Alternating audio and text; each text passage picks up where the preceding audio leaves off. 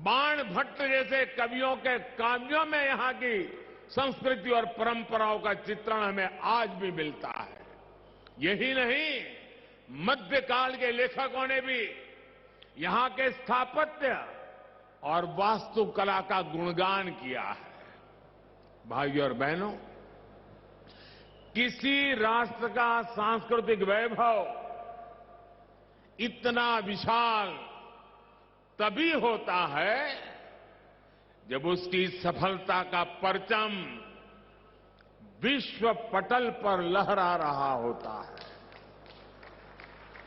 और सफलता के शिखर तक पहुंचने के लिए भी ये जरूरी है कि राष्ट्र अपने सांस्कृतिक उत्कर्ष को छुए, अपनी पहचान के साथ गौरव से सर उठा करके खड़ा हो जाए। इसलिए आजादी के अमृत काल में भारत ने गुलामी की मानसिकता से मुक्ति और अपनी विरासत पर गर्व जैसे पंच प्राण का आह्वान किया है। इसलिए आज अयोध्या में भव्य राम मंदिर का निर्माण पूरी गति से हो रहा है। काशी में विश्वनाथ धाम भारत की सांस्कृतिक राजनीति का गौरव, राजधानी का गौरव बढ़ा रहा है। सोमनाथ में विकास के कार्य नए कीर्तिमान स्थापित कर रहे हैं। उत्तराखंड में बाबा केदार के आशीर्वाद से केदारनाथ, बद्रीनाथ तीर्थ क्षेत्र में विकास के नए अध्याय लिखे जा रहे हैं। आजादी के बाद पहली बार 4 धाम प्रोजेक्ट के जरिए हमारे चारों धाम ऑल वेदर रोड से जुड़ने जा रहे हैं। इतना ही नहीं, आजादी के बाद पहली बार करतारपुर साहिब कॉरिडोर खुला है, हेमकुंड साहिब रोपवे से जुड़ने जा रहा है। इसी तरह स्वदेश दर्शन और प्रसाद योजना से देश भर में हमारी आध्यात्मिक चेतना के ऐसे कितने ही केंद्रों का गौरव पुनः स्थापित हो रहा है। और अब इसी कड़ी में ये भव्य, अति भव्य महाकाल लोक भी अतीत के गौरव के साथ भविष्य के स्वागत के लिए तैयार हो चुका है। आज जब हम उत्तर से दक्षिण तक, पूरब से पश्चिम तक अपने प्राचीन मंदिरों को देखते हैं तो उनकी विशालता, उनका वास्तु हमें आश्चर्य से भर देता है। कोणार्क का सूर्य मंदिर हो या महाराष्ट्र में एलोरा का कैलाश मंदिर, ये विश्व में किसी विस्मित नहीं कर देते।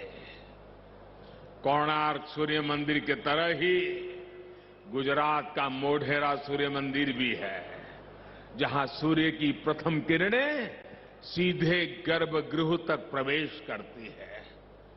इसी तरह तमिलनाडु के तंजौर में राजा राजचोल द्वारा बनाया गया ब्रह्मदेवेश्वर मंदिर है। कांचीपुरम में वरदराजा पेरुमल मंदिर है। रामेश्वरम में रामनाथ स्वामी मंदिर है। बेलूर का चन्नकेशवा मंदिर है। मदुराई का मीनाक्षी मंदिर है। तेलंगाना का रामप्पा मंदिर है। श्रीनगर में शंकराचार्य मंदिर है। ऐसे कितने ही मंदिर हैं। वो बेजोड़ है, कल्पनातीत है, न भूतो न भविष्यति के जीवंत उदाहरण है। जब हम इन्हें देखते हैं तो हम सोचने को मजबूर हो जाते हैं, उस दौर में, उस युग में किस तकनीक से इन निर्माण हुए होंगे। हमारे सारे प्रश्नों के उत्तर हमें भले ही न मिलते हो, लेकिन इन मंदिरों के आध्यात्मिक सांस्कृतिक संदेश हमें उतनी ही स्पष्टता से आज भी सुनाई देते हैं। जब पीढ़ियां इस विरासत को देखती हैं, उसके संदेशों को सुनती हैं, तो एक सभ्यता के रूप में ये हमारी निरंतरता और अमरता का जरिया बन जाता है।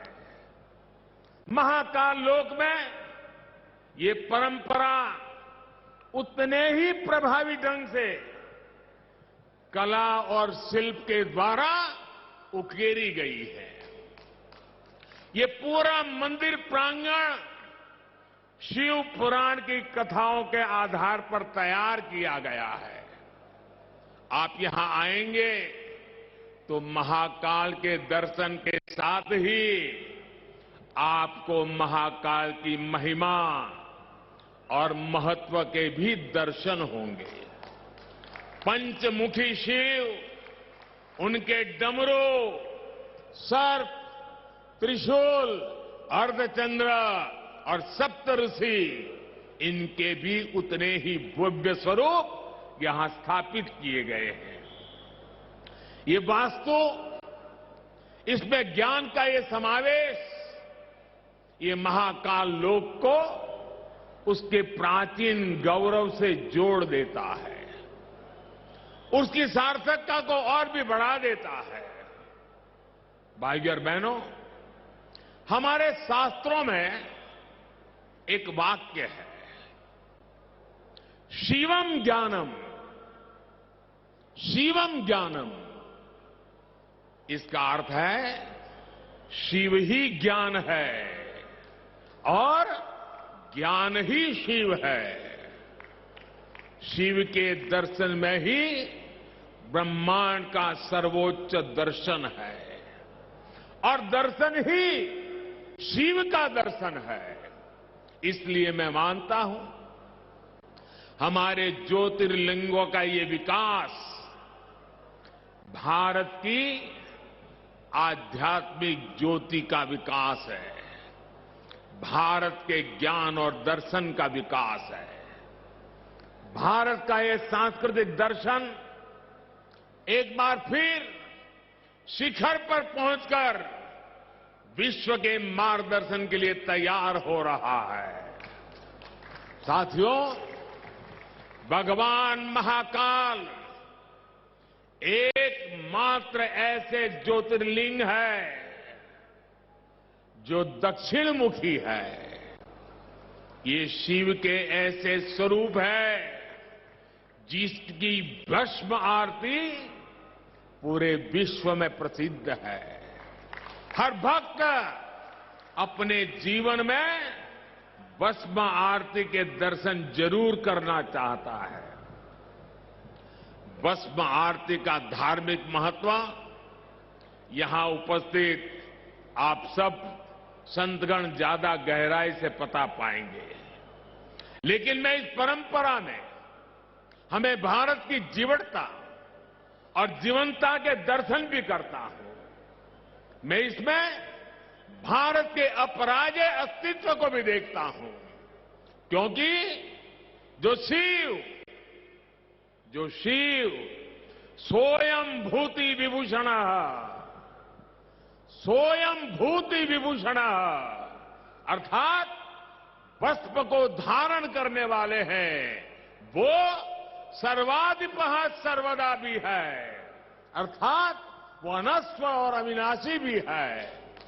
इसलिए जहां महाकाल है वहां कालखंडों की सीमाएं नहीं है। महाकाल की शरण में विश्व में भी स्पंदन होता है।